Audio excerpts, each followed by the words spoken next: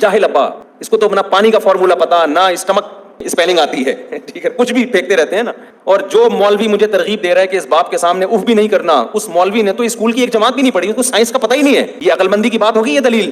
وہ مولوی جو بالکل جاہل ہے لیکن اس کو یہ پتا ہے کہ بھائی باپ جو ہے نا وہ کیا ہوتا ہے. آپ کتنے بڑے سائنٹسٹ بن جائیں، باپ کا حق کم نہیں ہوتا، بلکہ پڑھنے لکھنے سے تو آپ کا شعور زیادہ ہوتا ہے. آپ کو تو اور احساس ہونا چاہیے. لیکن ہم نے دیکھا ہے پڑھ لکھ کے اپنے ماں باپ کو گنوار سمجھتے ہیں، ادب تمیز سے بات کرنا چھوڑ، تعارف نہیں کرواتے، لوگوں سے ملواتے نہیں ہیں کہ یار میں اپنے ابا کا انٹروڈکشن کرواؤں، ابا دھوتی بنیان میں بیٹھے ہوں گے میری بےزتی ہو جائے گی. نہیں کروا رہے ہوتے یار، ابا سے ملاؤ ہی نہیں. لیکن غیرت مند کیا کرتے ہیں بھائی، جو بھی ہیں فخر سے ملا رہے ہوتے ہیں، یہ میرے کیا ہیں، والد صاحب ہیں.